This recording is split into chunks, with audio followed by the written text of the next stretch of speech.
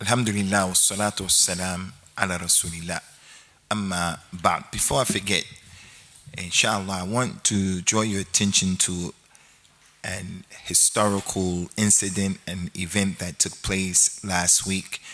Inshallah, you brothers and sisters can go back to the YouTube and check it out. There is a brother, a revert brother. His name is Tahir Wyatt. Tahir Wyatt. His kunya is Abu Abdurrazzaq.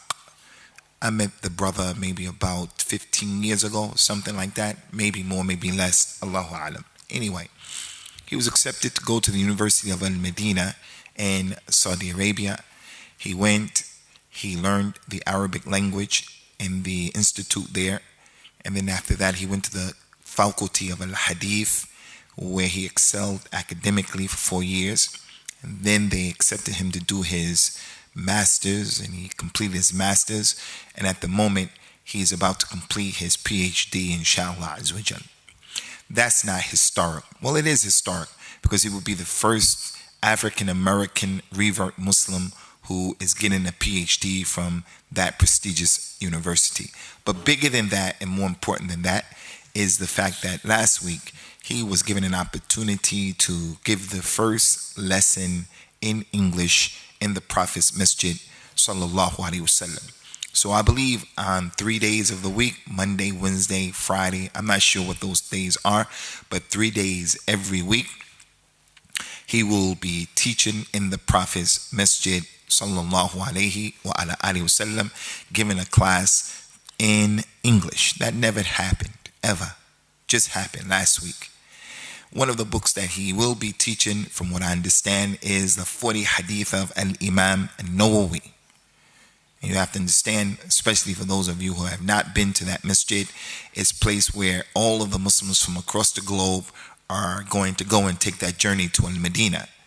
So people who speak English, whether it's their mother tongue or it's their second tongue, they go into that masjid and they have an opportunity to sit and to learn their religion in English from this brother. One of the reasons why I'm bringing this to your attention is because I, for one, Abu Usama, although I'm older than that brother, and although I had studied in Medina and graduated from Medina before he even went, and I met him before he went, myself, I'm not a hater. I'm happy for the brother. As an African-American revert Muslim, I am extremely proud of his accomplishment and ask Allah Azza wa Jal to bless him and to protect him, give him sincerity, and to let him benefit, inshallah Azza wa Jal, the Ummah of Al-Islam. Secondly, I want to bring to your attention that there are some haters. This hardcore Salafi stuff that some brothers are on, this judgmental taqleed al-a'ma that ask Allah subhanahu wa ta'ala to curse it. At-taqleed al-a'ma, when it's not even necessary. You must follow my Shaykh. And if you don't follow my Shaykh, then something is wrong with you. We opposed that stuff when we came into Al-Islam, when we saw the Asian community following Abu Hanifa blindly, when we saw the Asian community following their peers, following their Mulvi Sabs, following their Imams blindly. The woman has to pray like this, and you have to do this, and you don't do this, you don't do that. And when you tell them the proof is against you, they just keep doing it. It's not just the Asian community, it's Africans, it's Arabs, it's the Muslims generally. Whatever group I belong to, whatever madhab I belong to, I'm going to tenaciously follow it, and I'm going to throw away the kitab and the sunnah. As a result of that hizbiyah, people who are supposed to be on the kitab and the sunnah, they opposed this man, this brother. They opposed him.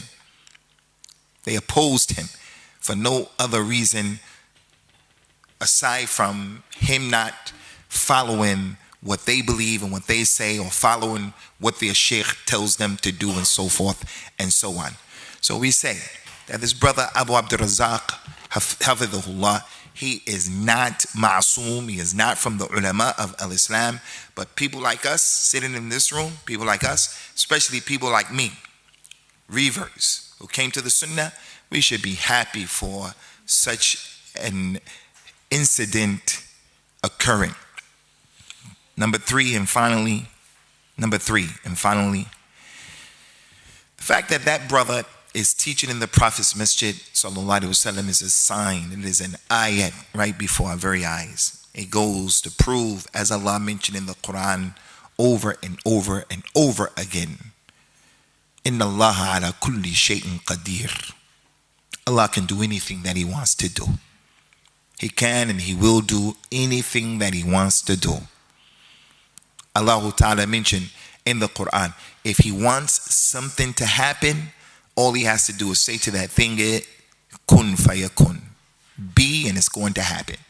I never imagined in my wildest dreams that I would be sitting here and I can pick up the Quran and read the Quran and understand the Quran or the Arabic language. Never imagined that in 1986 when I became a Muslim. Never imagined that in my wildest dreams. I never imagined when I met that brother, and I still remember the day, the two brothers who introduced me to him, Brother Anwar Asad and Abdul Rashid. When they introduced me to that brother, I never imagined in my wildest dreams that that brother would be teaching in the Prophet's Masjid sallallahu alaihi wa ala alihi wasallam. So I want to tell you young people here, and other than you young people, the sky is the limit. But if you one of those people into this taqleed, al-a'ma, blind following, you're going to be a person who's not liberated. You're going to be in a cup or a glass, and it's going to be sealed on you like that. Just thinking, but you're not thinking. The muqallid is the one who takes someone else's opinion and he doesn't know his dalil.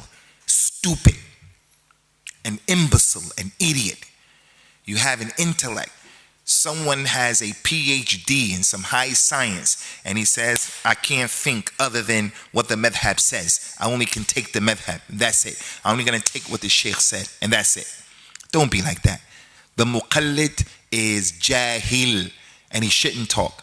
Now there are issues where I have to make taqleed. There are issues where you have to make taqleed. The issue is big. One of the brothers just now in our audience, just now, he came up to me, he said to me, Abu, can you tell me about pensions? Pensions, are they permissible, not permissible? I said, I don't know about that stuff. I don't know about pensions myself. So you have to ask someone who knows about that issue. So if I were to read something or someone brought me some information about what I don't know, I'll follow his opinion, but I'm going to look into the dalil and the proofs to the best of my ability. But I know that there are some issues that are bigger than me. So I'll just take the position of a scholar and I'll zip my mouth. I'll zip my lip. I will not argue and debate with someone who took other than my opinion because I'm a muqallid. I'm jahil in that particular issue. So the sky is the limit for you brothers. You want to go to Medina, you don't want to go to Medina, you want to be a professional, you want to get a degree, PhD in whatever science that you want to excel in, the sky is the limit. Provided, you know Allah. You know Allah. If you know Allah, then you know anything is possible. You know anything is possible. People are not in a position to tell you you can't do. So once again, we ask Allah Azza wa Jal by His Ism al-A'zam to bless that brother and to also put the barakah in his efforts and to bless us as well, inshallah ta'ala, and to establish our feet firmly upon as-Salafiyah. As-Salafiyah haqqa, the real Salafiyah.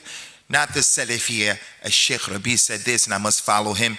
Yahya al-Hujuri said that and I must follow him. What is that?